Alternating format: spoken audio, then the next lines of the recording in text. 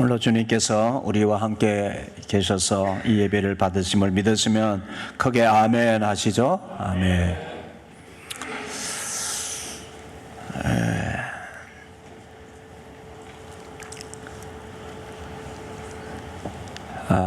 일전에도 함께 말씀을 제가 전하면서 나누었지만 우리 한국 교회는 세계적인 추세이기도 합니다만 공통점이 있습니다만은 한국 교회는 심각한 위기 속에 있습니다. 미래를 미리 내다보고 대비하지 않으면 아주 위험한 상황에 놓이게 됩니다.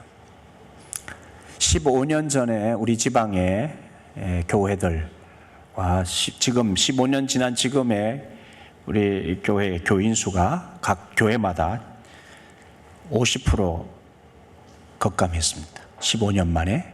그 중에 우리 지방의 제일 큰 교회 한 교회는 3분의 2가 줄었어요.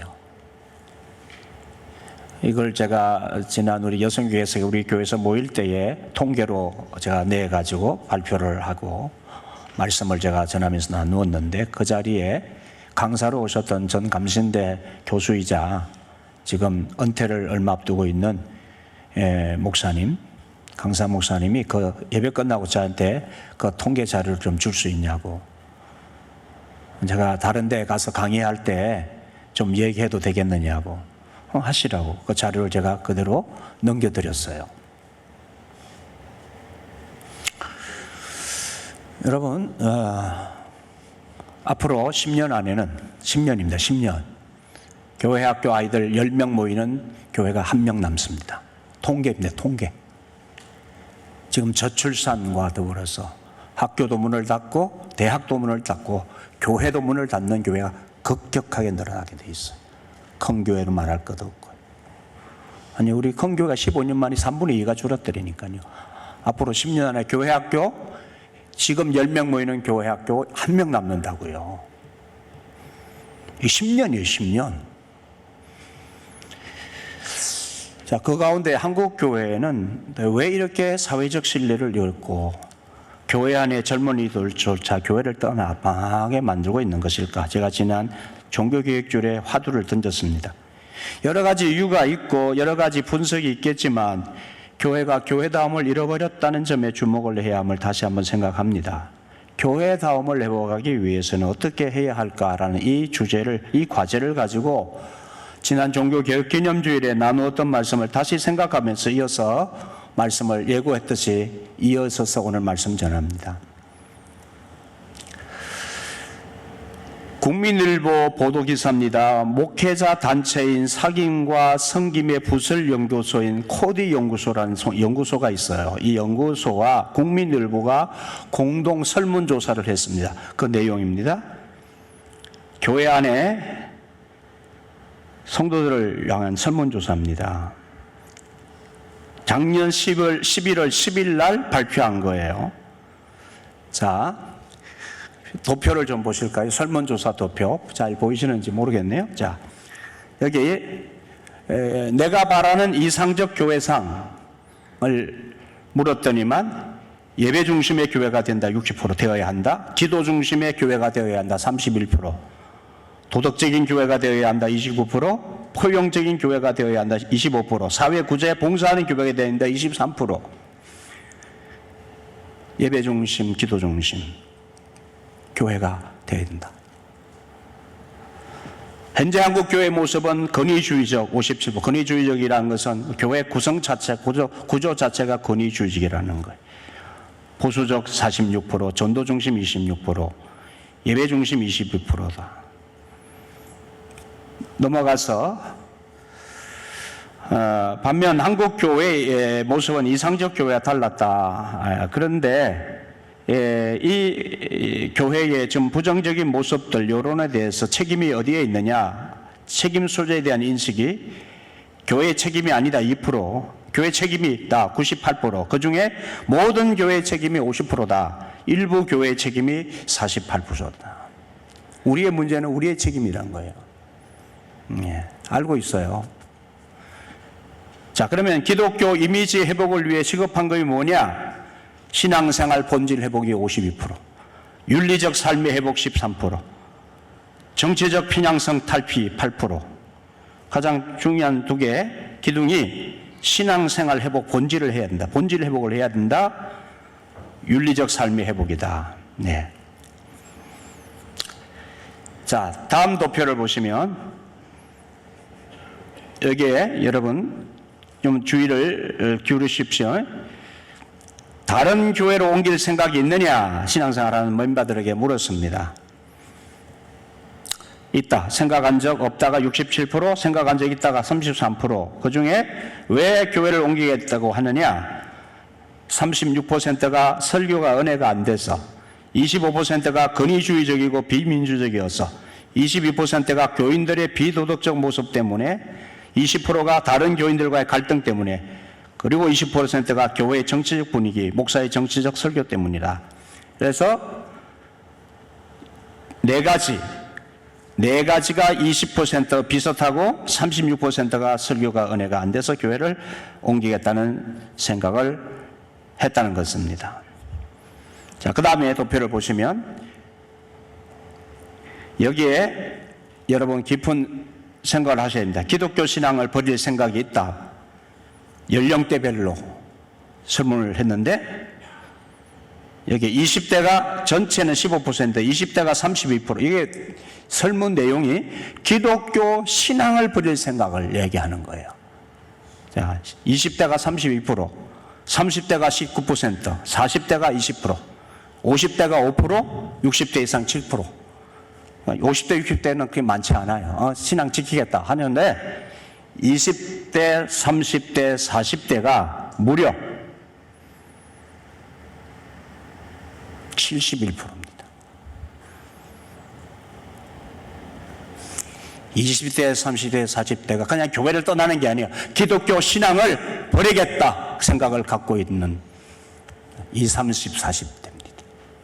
이거 어떻게 하면 좋죠?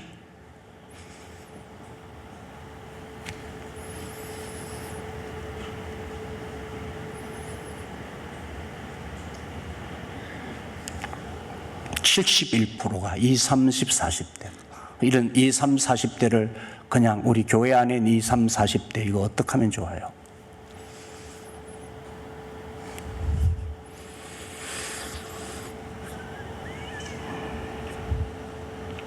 교회다움을 회복하기 위해서는 교회의 본질 회복이 우선되어야 합니다.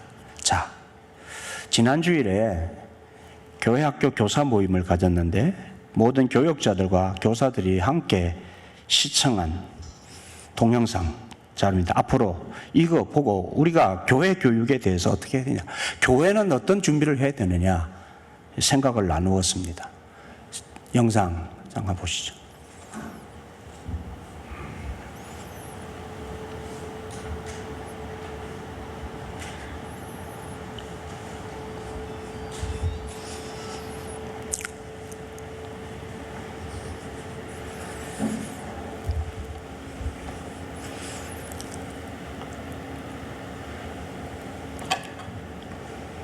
교회가 없는 유럽의 풍경은 상상하기 어렵습니다.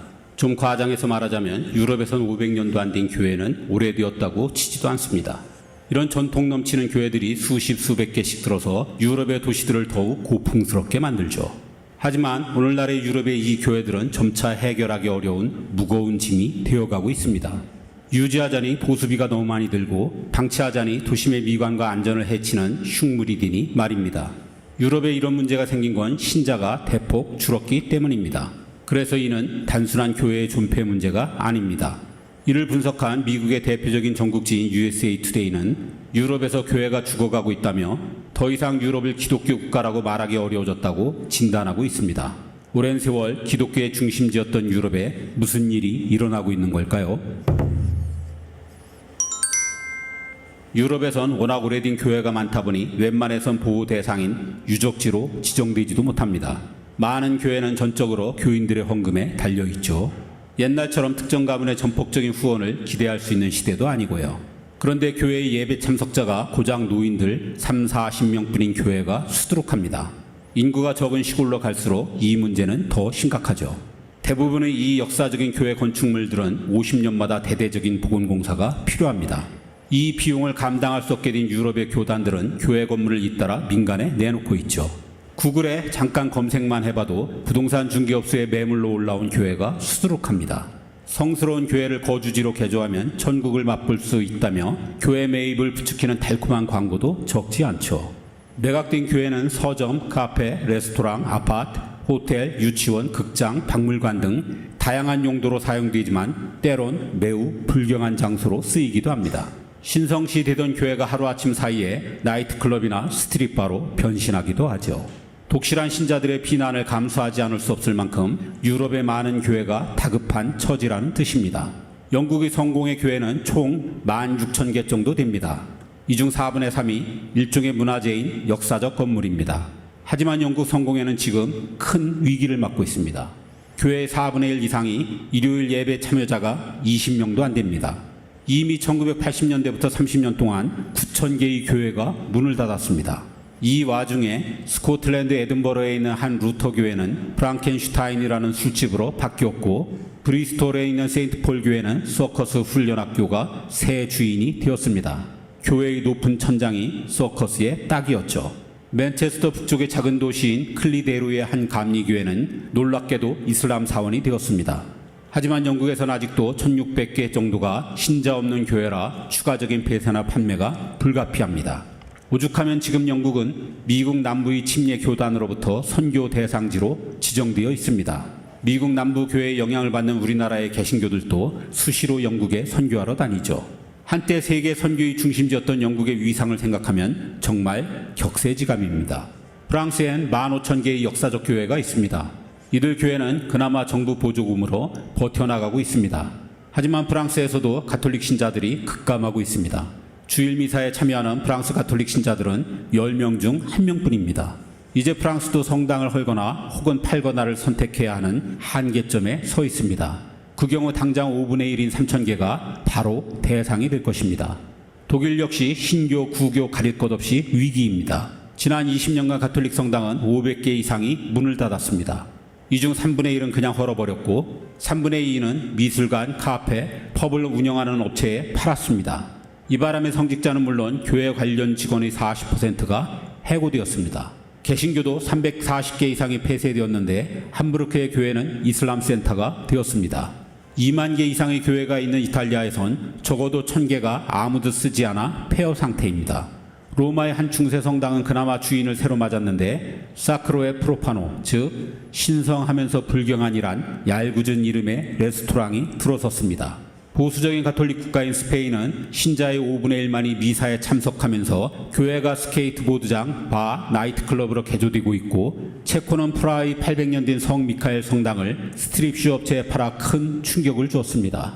유럽 국가들 사정이 비슷비슷하지만 뭐니 해도 유럽에서 가장 심각한 나라는 네덜란드입니다. 암스테르담의 유서 깊은 한 교회는 나이트클럽형 공연장으로 바뀌어 마돈나가 공연했고 13세기 도미니코 수도회가 지은 성당은 서점으로 바뀌었으며 고색창연한 수도원들은 매각 후 호텔과 대학으로 탈바꿈되었습니다. 이렇게 네덜란드에선 지난 10년간 가톨릭 교회 1,600개 중 3분의 2가 문을 닫았고 개신교 교회도 약 700개가 철거나 매각 직전입니다. 1950년대만 해도 신자의 90%가 예배에 참석했지만 지금은 5%도 되지 않으니 교회의 재정이 견딜 수가 없는 것입니다. 교회는 남아도는데 미사나 예배를 이끌 성직자가 부족한 것도 유럽 교회가 안고 있는 고민입니다. 얼핏 기현상처럼 보이지만 사제 지망생이 더 빠른 속도로 줄고 있기 때문입니다. 프랑스는 정원이 채워지지 않자 아프리카 식민지 출신의 사제들에게 미사를 맡기고 있습니다. 그 숫자가 전체 11,500명의 성직자 중 5분의 1이나 됩니다. 영국 역시 과거 자신의 식민지였던 스리랑카, 인도, 남아공 등지에서 성직자를 수입하고 있죠. 스위스도 인도 남부 케랄라주 출신의 사제가 많이 들어와 있습니다. 전통적인 가톨릭 국가인 이탈리아에선 본당의 최대 40%가 동유럽과 아시아 출신의 성직자에 의해 운영되고 있습니다. 만성적인 사제 부족을 겪고 있는 독일에선 교회는 사제가 있는 곳에서만 존재한다는 그간의 교회법을 벗어나 점차 평신도에게 미사 집전을 맡기는 방안을 연구하고 있습니다. 한때 유럽인은 곧 기독교인이라는 등식이 있었던 유럽에서 왜 기독교가 급쇠퇴하는지를 이해하는 건 쉽지 않습니다. 서구의 기독교 국가들이 드는 이유도 중구난방입니다. 우선 출산율 저하입니다. 이는 높은 출산율로 유럽에서 교세를 유지하고 있는 동방정교회와 이슬람을 보면 확연히 비교됩니다. 교세를 지탱해줄 인구 베이스 자체가 무너진 것입니다.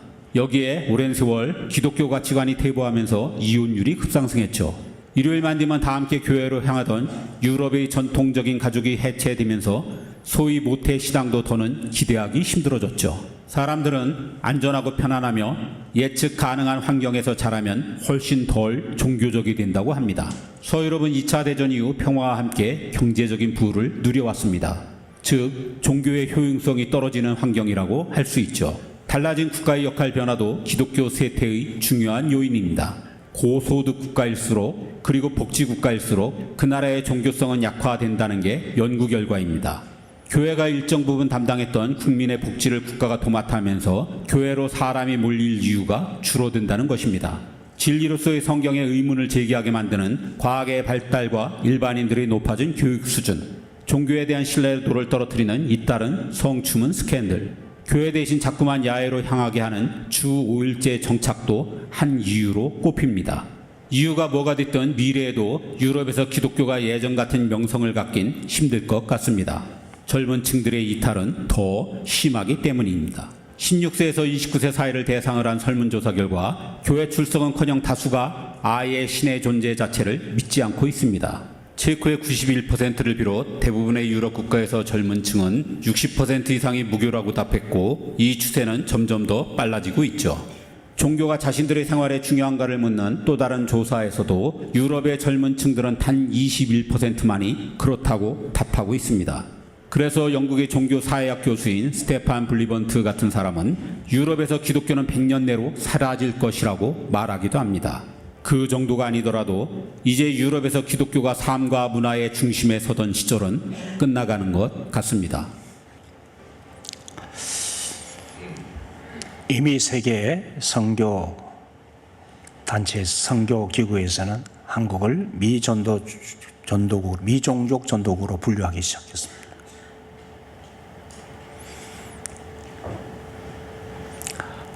미전도 종교국. 네. 앞으로 10년, 15년 후에 한국 교회 어떻게 될까요? 이 교회 건물 유지가 될까요? 한국 교회 대부분의 큰 교회들은 이미 자석수를 줄이고 있다고요. 제 평생의 목회의 집은 건물이었습니다. 건물을 안 지을 수 없었던 상황. 건물 없는 교회 공동체는 불가능한 것일까? 항상 주님 앞에 질문하곤 했습니다. 여러분, 지난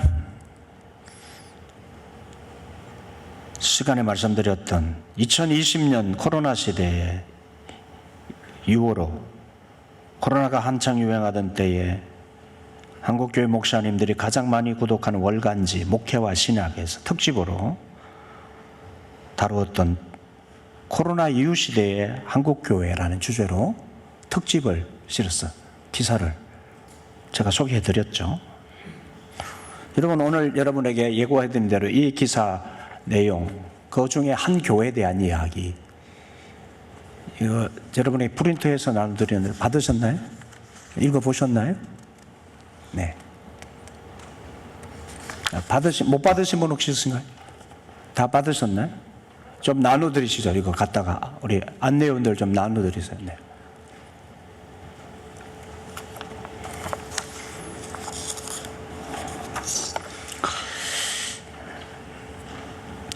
낮은 우리 교회라는 일산의 고양시에 있는 고양시 덕양구 행신동에 위치한 상가 2층에 있는 교회입니다. 낮은 우리 교회. 이 교회를 탐방해서 교회 취재를 한 내용입니다. 소문이 있었기에 갔겠죠. 이 교회 목사님 목회 철학 방향에 따라서 30대, 40대 젊은 층들이 모이는 교회입니다. 그리스도의 십자가 앞에 서 있다면 나라는 존재, 또 교회라는 존재는 필연적으로 낮아질 수밖에 없을 것입니다. 나라는 존재가 끝없이 부인되는 하나님의 이름과 영광만 드러나는 그런 교회를 꿈꾸었습니다. 내가 부인되고 우리 교회라는 교회 자랑스러움도 아닌 하나님의 이름과 영광만 드러나는 교회를 꿈꾸었습니다. 여러분, 저는 화두를 던지는 겁니다. 앞으로 우리가 다가오는 교회 공동체가 어떤 모습이어야 될까라는 한 예를 들면서 지금 우리 교회 상황 속에서 우리는 미래를 어떻게 생각을 해야 될까, 어떻게 준비를 해야 될까, 이런 생각, 화두를 던지는 겁니다. 이 설교가 끝나면 많은 이야기들이 오고 갈 것입니다. 얘기 나누세요. 질문도 하시고 토론도 하시고 하셔야 돼요. 그 화두를, 저는 질문에 화두를 던질 거예요. 한 분도 이런 변화를 위한, 지금의 우리가 여기 있는, 우리가 하고 있는 일들에 대해서 다시 한번 생각하자는 조금 급진적인 화두를 던질 것입니다. 그래야 뭔가 움직이실 테니까 말이에요. 여기 낮은 우리 교회는 여기 전체를 다 물량이 많아서 다 말씀드릴 수 없고, 여러분 다 읽어보시라고 알려드렸고, 이게 나눠드렸고, 저는 요약만 하겠습니다. 비본질적인 것을 배척하고자 한다. 가장 먼저 없앤 것은 예배를 세우는 것을 제외한 모든 목표이다. 교회의 이름은 사라지고 예배만 남는 그런 예배 공동체를 꿈꿉니다. 교회는 예배에 집중하기 위해 여러 봉사도 없앴습니다. 식당 운영도 없앴습니다. 식사 담당자가 예배 중간에 나가서 밥을 떠들이고 가스의 화력을 체크하느라 예배에 집중하지 못하기 때문입니다. 헌금 봉투에 드리는 이의 이름 적는 난을 없앴습니다. 사람에게 보이는 헌금이 아니라 온전히 하나님께 드리는 헌금이 되도록 하기 위해서입니다. 헌금도 신앙 고백이자 예배이기 때문입니다. 헌금이 순수하게 하나님께만 드려지게 하기 위한 노력은 이름을 빼는 것에 그치지 않았습니다. 목사님은 늘 성도들에게 교회가 가난하지 않다는 것을 강조한다고 말했습니다. 교회의 재정이 부족하지 않도록 건물 유지비나 사례비에 많은 재정이 쓰이지 않게 최대한 노력하고 있습니다. 낮은 우리 교회는 새벽 기도회가 없습니다. 새벽 기도회 좋은 점도 많겠지만 자칫 사람에게 보이는 기도로 잘못 기능할까 봐 염려되었습니다. 새벽 기도하는 남자처럼 새벽 기도가 신앙을 나타내는 표지로 잘못 사용될 때가 많은 것 같습니다. 일상에서 혹은 퇴근 후 집에 가기 전 개인적으로 교회에 들려 기도하도록 권장합니다. 물론 새벽 기도회 보안책도 마련해 두었습니다. 전 교인이 매일 아침 같은 본문으로 큐티하고 이 목사는 본문 해설을 성도들에게 보내줍니다. 그리고 성도들은 삶에 적용된 말씀을 그룹별로 만들어진 SNS 나눔방에 남깁니다. 큐티 그룹은 2개인데 30대 그룹과 40대 그룹이 있습니다. 새벽 기도회는 하지 않지만 하루의 시작과 마지막을 하나님 그리고 공동체와 함께 하도록 노력하고 있습니다. 여러분, 천만하는데 꼭 우리가 이렇게 하자는 뜻 아니에요. 우리는 우리 교회 실정에 맞도록 우리가 다음 세대를, 미래 세대를 생각하면서 우리가 생각을 나누어야 되는 부분이 있어요. 본질을 세우는 것. 교회는 성경적 운영을 위해서 신자의 대표를 홀수로 선출해 이 운영위원회를 구성했습니다. 이렇게 구성된 운영위원회가 교회의 최고 의결기구입니다. 설교도 철저히 성경적인 이야기만 합니다. 주일 예배 후에는 모든 성도가 제자반 성경 공부반으로 나뉘어 성경을 공부합니다. 여기서도 작은 교회 장점이 드러납니다. 한 명도 빠짐없이 모든 성도가 참여하고 성경을 공부하며 집중도도 상당히 높습니다. 특별히 건물을 소유하지 않는 것이 교회의 순수성을 유지하는 데 큰 도움이 된다고 이 목사는 말합니다. 작은 교회가 건물로 인한 이자나 월세를 내는 것에 집중하면 사역의 효율성이 크게 줄어듭니다. 어쩔 수 없이 성장이나 물질을 추구하게 되기도 합니다. 건물을 놓아버리는 순간 교회의 재정이나 에너지가 훨씬 풍성해집니다. 건물 확장이 아니라 예배와 사역의 에너지와 재화를 쓰겠다는 교회의 선언은 확장 중심의 신앙을 경험했던 3040 세대에게 자유를 줍니다. 기본을 지키고 기본에 집중하는 것이 그들이 기대하는 것 아닐까. 작은 교회라서 가능합니다. 의도한 것은 아니지만 주 구성원이 3040, 30대, 40대란 말입니다. 되다 보니 교회에 어린 자녀가 많아졌습니다. 공간도 넓지 않았기에 자녀와 함께 드리는 예배가 필요했습니다. 예배에는 아이들을 위한 찬양이 포함되기 시작했고 예배의 순서를 담당하는 아이들이 생겨났습니다. 아이들을 위한 메시지가 선포되었고 어른들을 위한 메시지가 진행되는 동안 아이들은 아이들끼리의 시간을 가지게 되었습니다. 결국 통합 예배가 정착되었습니다. 제가 만난 30대들은 대부분 아이와 함께 예배하기를 원했습니다. 처음에는 공동체가 아이들의 소음을 감당해야 했지만 3년 정도 지나니 정착이 되었습니다. 아이들도 예배 시간에는 크게 떠들지 않았으며 어른들도 아이들의 부산함에 적응되었습니다. 지금은 함께 예배하는 것이 가정을 세우는 참 좋은 방식인 것 같다는 생각이 듭니다. 사춘기를 맞이한 자녀들을 위해 버서킹 찬양팀과 교회 연합 주말 캠프를 분기별로 진행했습니다. 주말 캠프에서는 성경적 가치관을 주제로 정체성, 성, 비전 세우기 등을 다뤘습니다. 세대 통합 예배의 경우를 보더라도 성경적 가치에 맞고 모두가 동의한다면 느리더라도 시도하고 정착시킬 수 있는 작은 교회 장점을 낮은 우리 교회는 보여주었습니다. 3040 세대의 특징은 가정 중심적이라는 것입니다. 340 세대 가정들이 모여 또 하나의 큰 가정을 이루고 있었습니다. 교회를 가족 공동체로 만들기 위해 다시 여러 소그룹으로 나누는 시대에 낮은 우리 교회는 그 자체가 하나의 예수 안의 가족으로 기능했습니다. 작은 교회니까 가능했던 점입니다. 낮은 우리 교회의 특징은 쉽게 요약 가능했습니다. 신앙의 순수성과 단순성을 지키는 것, 최대한 본질을 지키려 했으며 가족 같은 공동체가 되는 것입니다. 지금은 사회적으로도 확장하는 시대가 아니라 무엇이든 감수하는 시대입니다. 큰 목표를 지향하는 것에 피로감을 느끼는 340 세대는 가장 중요하고도 현실적인 목표를 지향하는 교회를 찾고 있는지도 모릅니다. 그런데 지금은 특별한 장점보다는 기본에 충실하면 되겠다는 생각으로 바뀌었습니다. 기본에 충실하면 기본에 충실한 성도들이 남습니다. 가장 본질적인 것에 집중하고 신앙의 단순성을 유지하며 가족 같은 공동체를 만들어 간다면 작더라도 3040 세대를 품는 공동체를 만들 수 있을 것입니다. 자, 오늘 본문은 우리 교회의 설립 이념이 담긴 말씀의 전문입니다. 그동안 창립기념주일 때마다 나누었던 본문 말씀인데 보통 1절로 3절을 거의 한 번도 나눠보지 않았어요. 오늘은 전문, 우리 교회 설립 이념이 담긴 전문의 말씀 10절까지 나누었는데요. 산돌이신 예수님과 그의 백성들인 성도들의 모습에 관한 말씀입니다.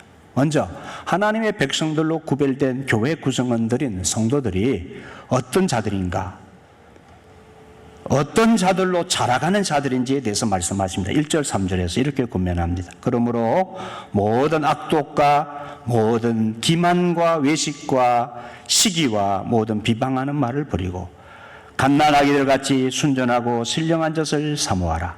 이는 그로 말미암아 너희로 구원에 이르도록 자라게 하려 함이라. 너희가 주의 인자하심을 맛보았으면 그리하라. 교회 공동체 구성원들이 예수님을 본받아서 쉼없이 자라가는 영적 성장과 진보를 위한 열심히 갓난아기들 같이 순전하고 신령한 젖을 사모하듯이 하라는 거예요. 영적 진보. 제가 주일 저녁마다 지금 새 속회를 위한 제자 훈련을 하면서 강조하고 있는 부분이기도 하죠. 영적 진보. 영적 진보에 대한 여러분의 관심이 어린아이가 젖을 사모하듯이 하라는, 날마다 영적으로 성장하기 위한, 그래서 우리의 구원을 완성하기까지 쉼없이 자라가야 된다는 말씀입니다. 오늘 우리 공동체가 그리스도인들로서 교회로서의 본질을 잃어버린 이유 중에 하나가 이런 순수성과 거룩성을 잃어버린 까닭이 아닌가 말입니다. 영적 성장과 진보를 위한 관심, 이 일보다 우리는 세상살이의 어떤 안일함을 추구하며 교회 나와도 신앙생활의 목격이 다른 데로 집중되고 있어요. 비본질적인 것들에 더 관심이 집중되고 있는 모습을 보게 됩니다. 사람에게는 버림바가 되었으나 하나님께는 택하심을 입은 보배로운 산돌이신 예수님께 나아가 너희도 산돌같이 신령한 집으로 세워져야 한다. 예수 그리스도로 말미암아 하나님이 기쁘게 받으실 신령한 제사, 신령한 예배를 드릴 거룩한 제사장이 되어라. 우리의 삶이 하나님 받으실 수 있는 예배가 되어야 된다. 우리 교회 구성원들의 모습이 이 거룩한 제사장의 공동체, 교회 본연의 예수 닮는 공동체로서의 산돌의 길, 그래서 우리가 창립될 때에 대문 앞에 붓글씨로 예수 닮기 원합니다. 이 우리 교회 창립 이념은 예수를 담는 보배로우신 산돌이신 예수를 담는 산돌이 되어지는 것입니다. 이 시대를 변화시키고 복음으로 하나님의 나라를 만들어가고 오늘 이 시대의 복음이 역사를 변화시키는, 이 민족을 변화시키는 교회의 역할을 보배로운 산돌에 담았단 말입니다. 이 설립 이념은 어떤 초대 담임 목사 이후에 다른 주자가 교회를 이끌어가더라도 이게 상립 이념을 바꾸는 것은 안 되는 거예요. 아멘이십니까? 이 정신을 이어가야 되는 거예요. 이것이 하나님이 이 땅에 42년 전에 43년 전에 하나님이 세우신 산돌의 설립 정신이니까요. 이 공동체가 있는 한 이 설립의 정신을 이어가야 하는 것이,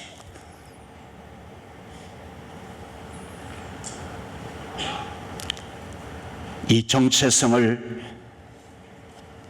잃지 않아야 한다는 사실입니다. 여러분 부탁드립니다. 변화를 위한 모험을 주저하거나 두려워하지 마십시오.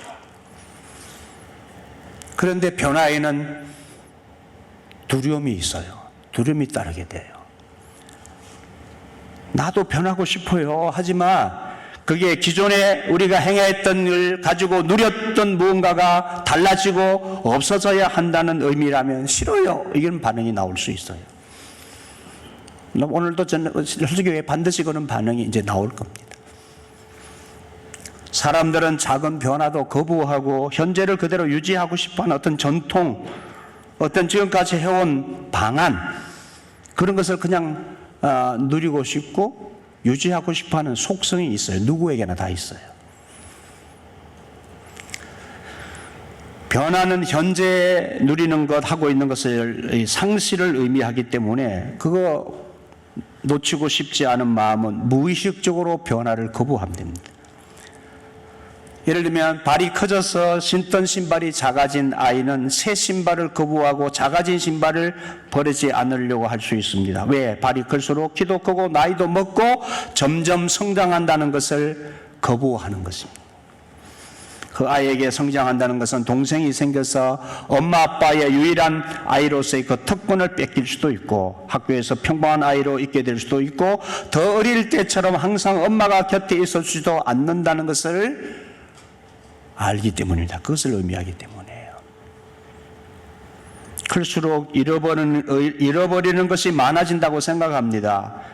현실의 변화들은 우리가 원하든 원치 않든 무관하게 일어나게 돼 있어요. 원하든 원치 않든 10년 후에 우리 교회는 또 반토막 나게 돼 있다고요. 통계적으로. 원튼 원치 않든.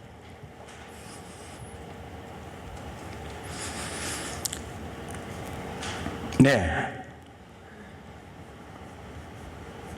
변화에 맞추는 것은 현재 누리던 것들을 상실하고 있다는 의미가 되기 때문에 받아들이기 어려워요. 하지만 현재의 변화를 받아들이면 더 성장한 아이로서 갖게 되는 능력과 힘도 갖추게 됩니다. 하지만 상실하는 것만 있다고 두려워한다면 현재는 과거가 되고 상실하기 전에 과거에 머물러 있고 싶어 하게 되고 변화는 없고 쇠퇴할 뿐입니다. 변화에 대한 이런 두려움은 상실이 있어야 변화가 있다는 것을 무의식에서는 알고 있기 때문에 생기는 두려움이 크게 차지하는 거예요. 변화에 대한 이런 두려움조차도 인식하지 못할 때에 상실은 더 큰 고통스러운 경우로 다가옵니다. 심리학자 프로이드의 이야기입니다. 유명한 심리학자 프로이드는 떠난 대상을 마음속에 보내지 못하고 붙들면서 그 대상과 동일시되어 그 대상에 대한 분노나 화가 자신을 향할 때 스스로를 비난하고 죄책감에 사로잡혀 대상을 애도하지 못하는 상태가 생기는데 이 상태를 멜랑꼴리라고 설명했습니다. 멜랑꼴리. 장기적이고 흔히 이유를 알 수 없는 우울감, 구슬픔, 통상적으로 딱히 이렇다 할 이유 없이 개인실이 기분이 울적하고 뭔가 애매한 기분이나 느낌이 드는 멜랑꼴리. 그것이 떠나보내야 될 대상을, 바꾸어야 될 상황을 내가 바꾸지 않으려고 하고 떠나보지 않으려고 할 때에 느껴지는 심리적 현상을 말하는 것이. 떠나간 대상은 사라지고 없는 단순히 부재한 대상이 아닙니다. 여러분, 부재한다는 것을 받아들인다면 이제부터는 나는 뭘 어떻게 하지 생각을 할 수 있겠지만 대상이 부재하는 현실을 부인한다면 그 대상은 나에게 더 이상 사랑과 관심을 주지 않는 나쁜 대상으로 내 곁에 계속 두게 됩니다. 내 마음속 깊은 어딘가에. 그런데 생각하세요. 여러분, 없어지는 것은 단순히 없어지는 거 아니에요. 우리에게 또다시 새로운 것을 아름답게 준비해둔 마중물이었던 것이에요. 여러분과 같이 살았던 사랑하는 아내, 내 곁을 떠났다고 의미 없는 것이 아니에요. 새로운 세상을 준비하는 마중물이 되었던 거예요. 여러분이 누렸던 것, 여러분이 가지고 있었던 그 모든 것이 없어진다고 해서 여러분에게 좋지 않은 것이 아니라 새로운 시간을 열고 새로운 미래를 여는 마중물이 되는 것이에요.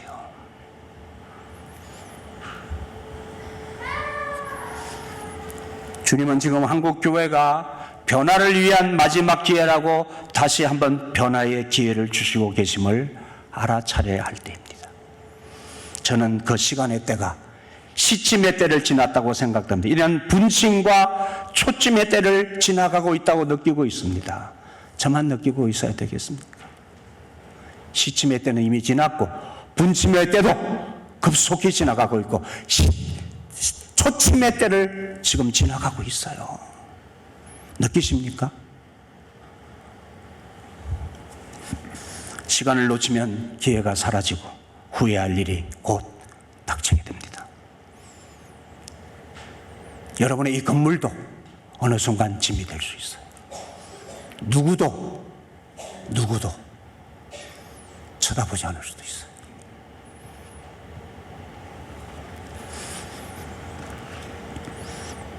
교회, 하나님 나라의 가족 공동체로의 본질을 회복해야 할 때입니다.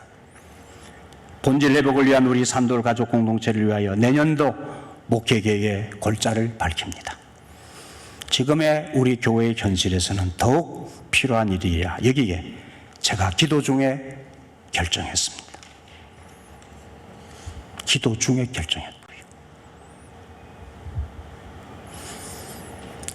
모든 말과 일에 앞서 오직 예배와 기도에 집중하며 주님을 바라보는 일에 우리의 모든 시간을 집중하며 조용히 주님을 대면하는 시간을 가졌으면 좋겠습니다.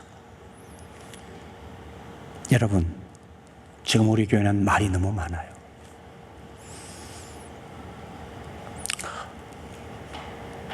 상황을 여러분 아시잖아요. 조용히 주님 앞에 다른 것 다 내려놓고 주님이 허락하시는 시간까지 오직 예배와 기도에만 집중했으면 좋겠어요. 아멘. 그래서 여러분, 생각도 다를 수 있고 찬반 양론 갑난을박이 있을 수 있기 때문에 이것은 제가 목회적 결단을 하는 겁니다. 여러분과 의논해 봐야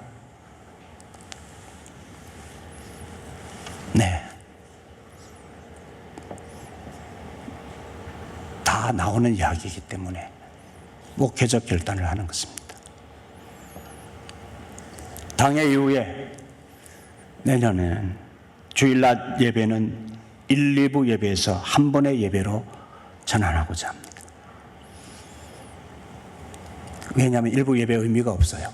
1부 예배 모든 사역자들이 다 안식하기 때문에 교회 학교도 통합 예배로 드리고, 그래서 주일 낮 예배 시간도 1시간 정도 앞당길 생각입니다. 10시에 예배 드리시고 끝나고 나서 다 집으로 돌아가시고 가족들과 시간을 보내세요. 저녁 예배 7시로 다시 옛날 예배 시간으로 하려고 합니다. 저녁 예배는 말씀과 기도로 집중합니다.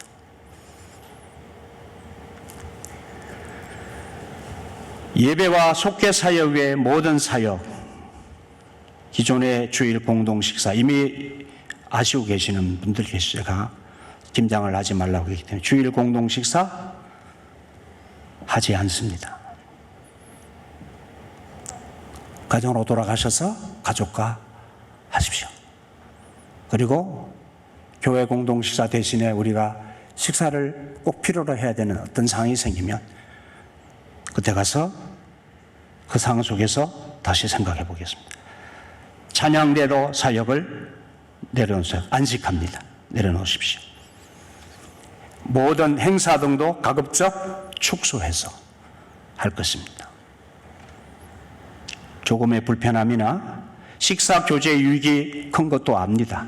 그러나 더 큰 가치를 위해서 유보하는 것입니다. 잠깐 안식하는 것입니다.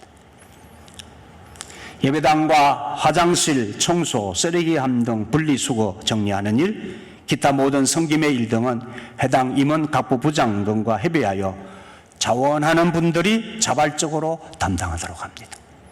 누구도 강요하지 않습니다. 자발적으로 합니다. 교회학교, 어린이부, 중고등부, 청년부, 장년부 예배는 원칙적으로 통합 예배를 드리되 세대별 교육은 상황에 맞게 TF팀, 교회학교 프로젝트를 위한 의견, 구상, 의논을 해서 협의해서 만드는 기구를 말합니다. 이 기구를 만들어서 세대별 교육 상황에 맞게 어떻게 해야 될 것인지는 거기서 의논해서 운영하도록 합니다. 수요 저녁 예배 새벽 기도는 기존대로 모이되 전향적으로 변화에 대한 모색을 해볼 요량입니다. 속회는 새 속회로 지도자도 속원도 원하는 분들에 한해서 새 속회를 시작합니다. 원하는 분들에 한해서입니다. 금요 심야기도에 대한 이야기도 있는데 금요 심야기도에는 참여하고자 하는 구성원들의 상황을 점검 후에 검토할 계획입니다. 기타 다른 변화는 공식 기구나 필요에 따라 별도의 TFT를 구성해서 진행하도록 하겠습니다. 다시 한번 말씀드립니다. 이 일에는 생각이 다 다를 수 있고 의논을 해도 찬반의 갑론을박이 있을 수밖에 없는 사안입니다. 해서 담임 목사로서 앞날의 미래의 교회를 생각하며 지금의 우리 교회 상황 속에 더욱 우리는 모든 것을 멈추고 안식하십시다. 모든 사역자도 안식하십시다. 다 내려놓고 오직 예배와 기도에만 전념하십시다.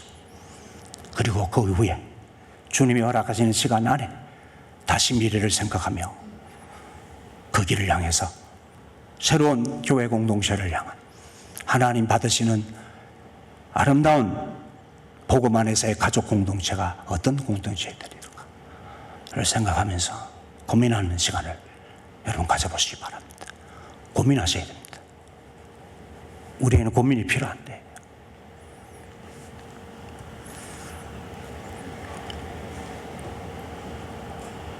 새로운 교회의 모습을 향한 여정의 일환임을 생각하셔서 여러분들 넓은 이해와 또 협력을 당부드립니다. 기도하시죠.